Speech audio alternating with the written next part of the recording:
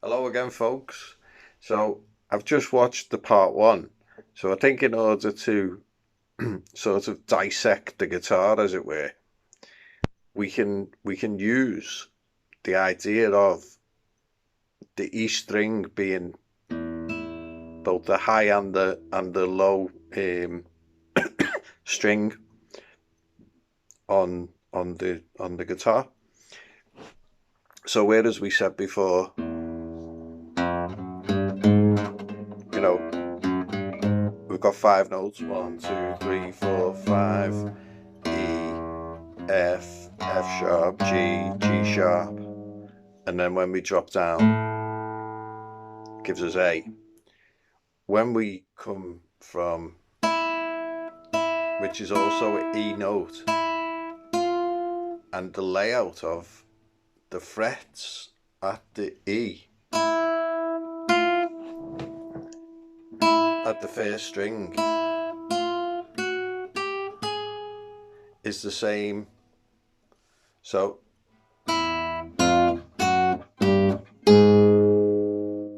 but it's 2 octaves higher. I think it's two. Yeah, that's two. So we've got E, E, E.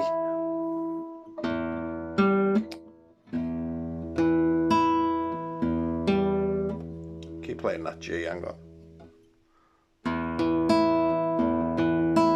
They're all the E's in the first position.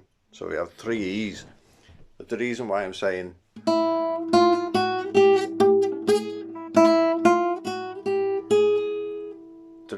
saying we can do the same from the top is to understand that there's a particular layout for the way the notation is on the guitar neck, this being the neck, this being the head, this being the body. Who knew? It makes it somewhat easier to understand the idea behind the reason why the guitar is made in relation to the layout of the strings and the frets in standard tuning. So when we drop from the sixth string, the E string, to the fifth string, A string, when we come up, we raise from, which is actually backward because that's raising, even though it's dropping with gravity. Now that's not A, that is B. So why am I putting my finger on this one?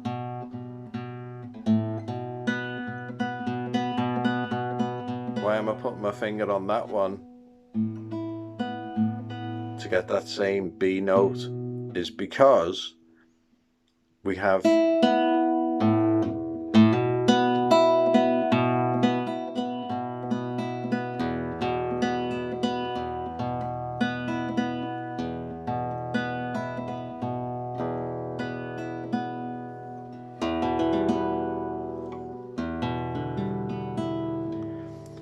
a relationship between E, B, E, A,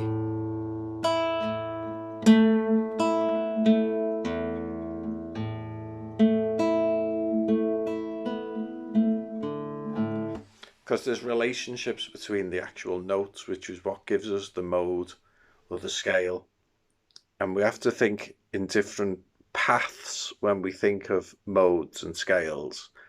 Modes are basically, if I make the bar A at this fret, now I can stay in the E Phrygian mode.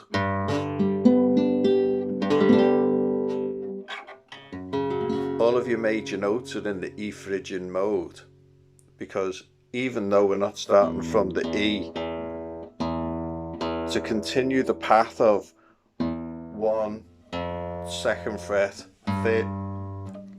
first fret, like open first fret, 3rd fret, to open again to 2, we're taking where that nut is and we're creating that bar A as if it's the nut, and the notes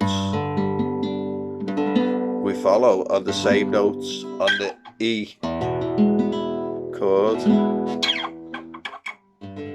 which is why you capo, or cajilla in Spanish. And we can go through some Spanish words like finger is dedo, for example.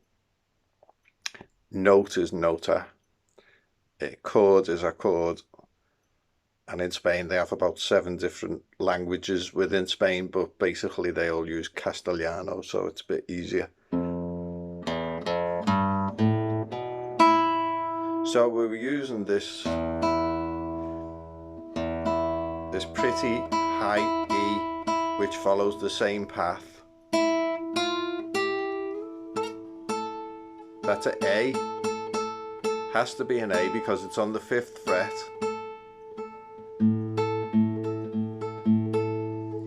And that's where our, for example, A major. See, I'm creating the bar A on the 5th fret, and I'm making the E shape, but I'm making it on the 6th and 7th frets, and that makes it major. Now if we lose this one,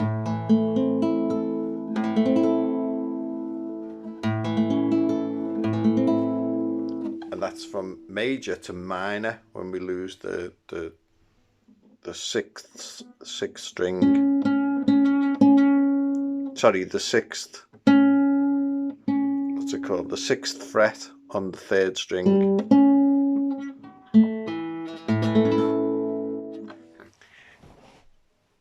It's sort of complicated to explain, but it's easy to understand because it's only laid out in one particular order. So once you get that order in your mind of how it's laid out, and you follow, for example, the chord structure, for example, the A, we've got the open A string, 5th string, we've got another A note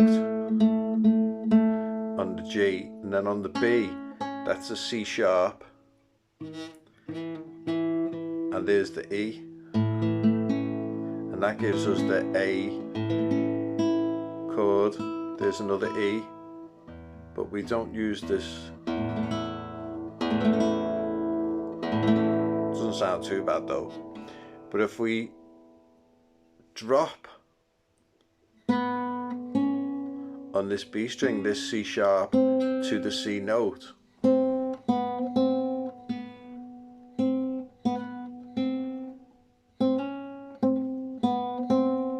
which is the 2nd string,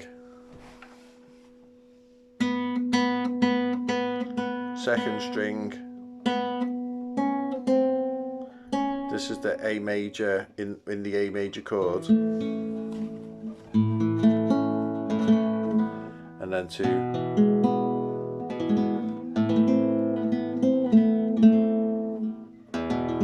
major to minor.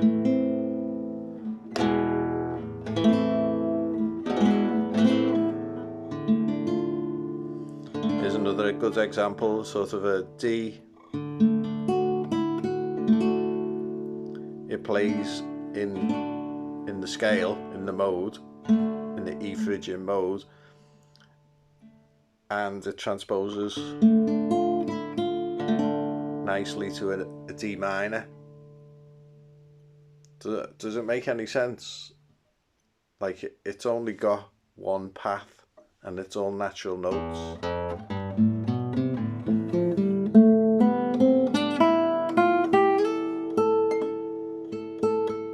So once you get the idea of them, E, F, G, A, B, C, D, E. Once you get the idea of that, you've basically mapped the neck out, because the path is the same, but it just starts in different areas, and that's the E Phrygian mode when we're following the. It's on 10.